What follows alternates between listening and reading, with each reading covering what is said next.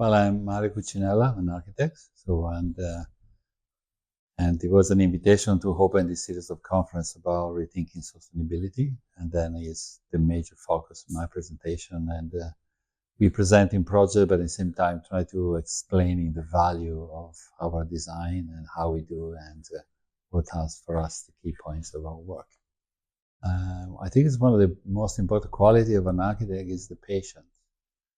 You need to be able to have a lot of patience to, the process is very long sometimes from the design, so this immateriality of the concept now is something, it's not material, now it's thinking. Transforming this in materiality, like make a building, is long process, very difficult sometimes.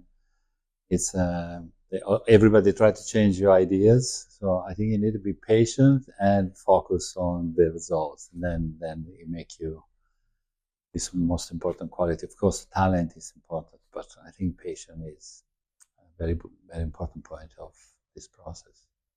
This profession is very important, because for society is very important. And I think the architects, they must be part of the society to understand what they want to do, because building are part of the society. And I never liked the idea of the architect as an enclosure group of people that are not dialoguing with the others. So I think it will be one of the rules of the society being an architect, to give a contribution in the way you design buildings, and you always design building for the others, for the people. So you must not forget that. Don't close the group of architects talk about architecture between them. I think it's much more interesting than architects talk with people about architecture. So I think it's be part of the society. Well, I mean, architecture is one of the key place for people, no? Like a common place, or schools, or hospitals, and urban design, square, piazze, strade. I think we have a very powerful tools, how to generate in quality space. So I always say the architects are very dangerous people, because they manage something very strong, so they can make beautiful things, or they create a nightmare. So you need to be very careful how you're using the power of the design. In the memory of all of us, a part of love for your friends, of your relative, the second big memory is about the space where you live, your house, the travel, the city you see, the emotion you get by walking in some street, visit some monument. So I think it is really part of our life. So you need to be very, very careful how you're using that power. Well, well, it's always difficult to answer about the future, because future is nice because we don't know.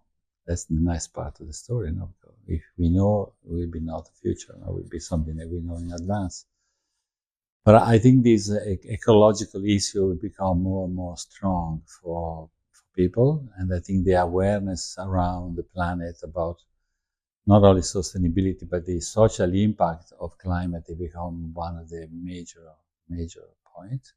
And I see more and more people looking for these kind of solutions now in cities, try to get less pollution, less traffic, which is not happening yet, of course.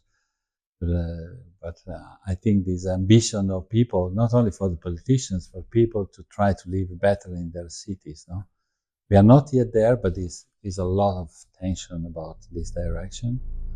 And I hope the second thing is I hope that Europe, that's including England too, we really try to reduce the impact of war around the world, because that's what worries me more. It's not about renovating city, but what's happened now around the world is very, very dangerous. And we all talk about sustainability, we talk about emissions. I will be very curious to know how much CO2 emission and pollution come from bombing place. How much is that? We are not talking about this. We talk about our electrical car. It's so beautiful. They reduce the impact. What about the war? And then happen more and more. And I'm very surprised that Europe doesn't take leading on peace process. That's really dangerous, because we are the only one that can do that. But that's worrying me more. I feel it's time for being much more realistic and play the game on the real world. And I will talk about one small project I did in Gaza a few years ago to help the United Nations to make more sustainable school, but not an exercise of sustainability, a real problem of education. Because kids they can learn in a space when there are 45 degrees. You can learn that. You can learn when CO2 inside of a classroom is too high. The kids, they can learn. So the proportion between learning and comfort is very important. No? The bad condition is reducing the learning process. So that's why we not design a very economical and very cheap building with all these strategies to make people learning better. No? I think this is a mission, but that is our mission. It's a basic. I'd say I don't want to make a building only because it's beautiful. I want to make a building that is work. One thing I want to say is that all projects is like your child.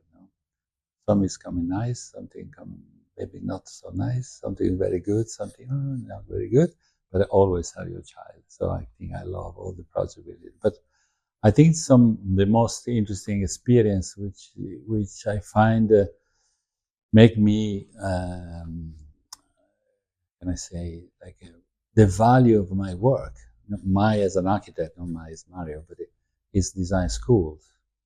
And then, because it's a little story, I go very fast, but I still remember my kindergarten when I was 4. Then I discovered 50 years later then why I remember that building. It was designed by a modernist architect. And then still remember the space and the walls and the lighting. There's something remain in my memory somewhere hiding, but it came out again. So what I'm saying, buildings, creating special school, they don't move, but they create memories.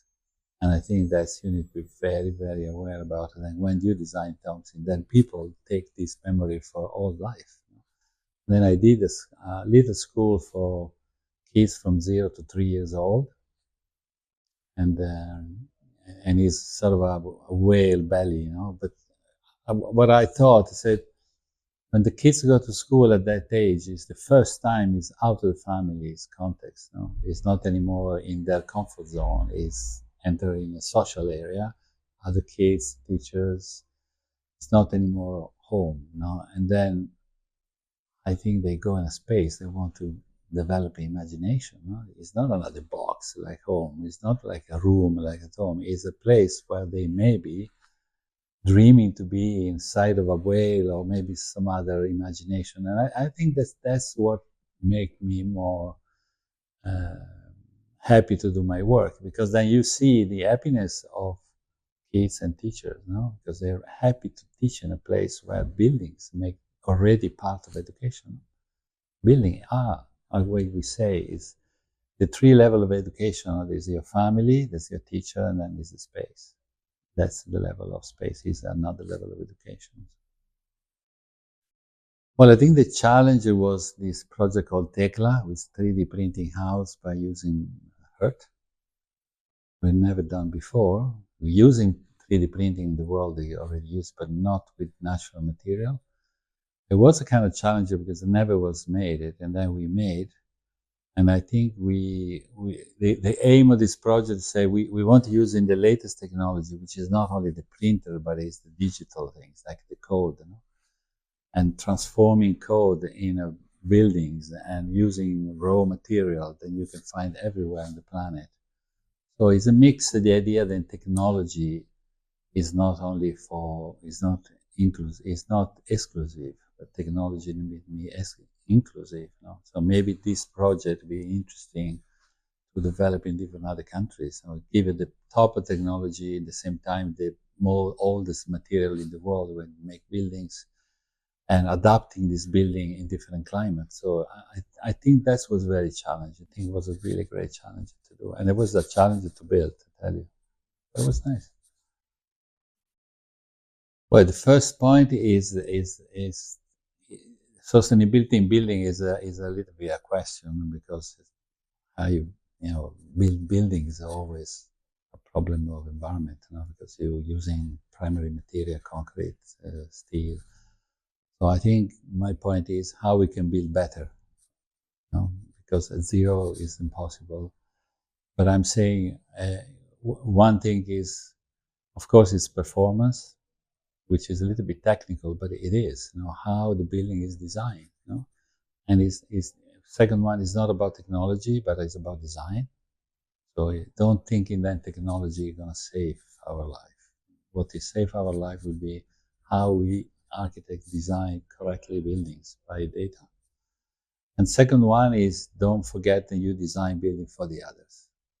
Because sustainability is not about only technical issue, it's about creating this relation between buildings and people, building and climate. So